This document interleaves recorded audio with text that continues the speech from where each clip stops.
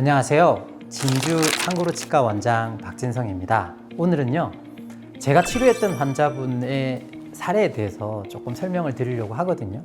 우리는 이제 제가 자꾸 반복적으로 이렇게 보여주는 이유는요, 막 병원을 홍보하거나 이런 측면이 없다고 하면 또 그건 거짓말이겠죠. 그런데 전달하는 목적도 있습니다. 왜냐하면 치아는 안 좋은데 가서 임플란트를 할 수 있는 경우도 있는데 어떤 치과를 갔더니 임플란트를 못한다, 틀니를 해야 된다. 그래서 할 수 있는 경우에도 못하고 틀니를 하는 경우들이 좀 있어요.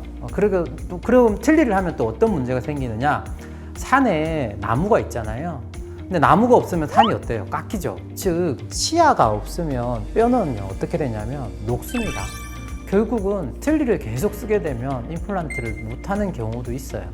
그래서 이런 정례들을 통해서 환자분이랑 보시는 분인 시청자분이랑 나는 이런 경우랑 비슷한데 이렇게 되어서 실제로 잘 되었네 라는 것을 학습하시라고 설명을 드리는 거거든요.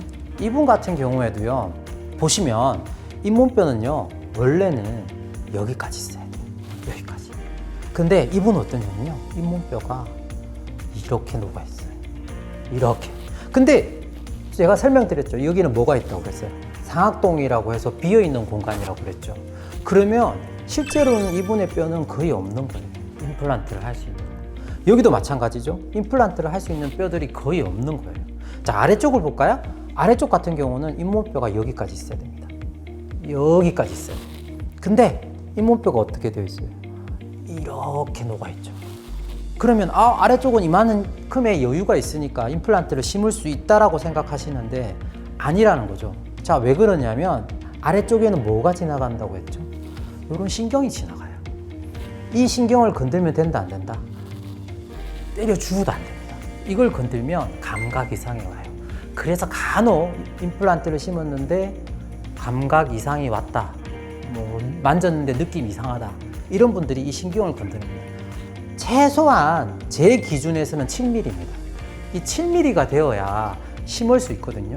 근데 이분 같은 경우는 엑스레이 딱 보면 좀 표현이 그런데 좀 답답합니다. 이걸 할 수 있을까? 어떤 분들은 어떻게 됐냐면 이분 같은 경우도 다른 병원에서 틀니를 하자고 했어요.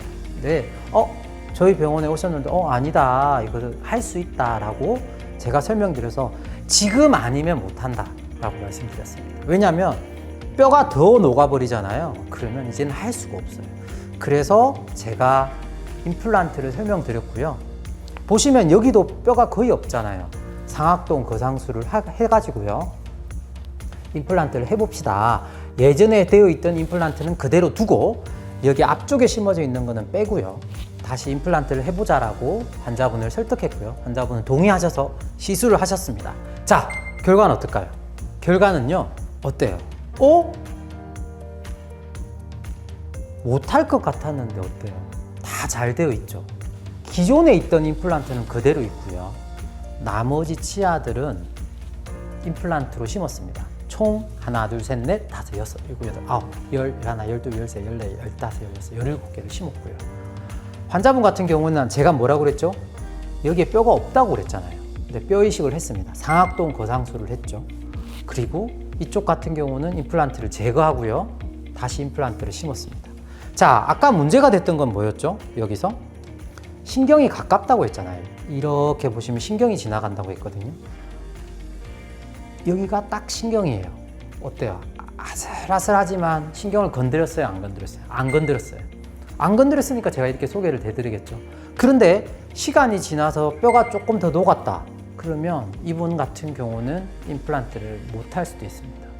제가 이 케이스를 설명드리는 이유는 치과를 한 군데만 가지 말고요, 이거 안 되니까 틀려야 되겠다 라고 해서 그냥 틀리를 하시는 게 아니라 좀 최소한 2군데 또는 3군데를 방문하셔서 다양한 진단을 받아보시라고 이렇게 설명을 드리는 겁니다. 그래서 이분 같은 경우는요, 이분 같은 경우에는 틀니로 넘어가서 평생을 틀니를 사용하셔야 되는데 다행히 임플란트 진단을 받고 시술이 잘 되어서 이렇게 보시면, 물론 예전의 상태가 워낙 좋지 않아서 잇몸뼈가 조금 내려간 경우입니다. 하지만 전반적으로 봤을 때는 제가 볼 때는 만족스럽고요. 환자분도 굉장히 만족하셨어요. 틀니 대신에 나는 임플란트로 고기를 마음껏 씹는다고 좋아하셨습니다. 자, 여러분, 치과는요, 한 군데가 아닌 세 군데에서 다양한 진단을 듣고 주변 분들과 상의해서 또 치과 의사랑 상의해서 치료 내용을 결정하시길 바랍니다.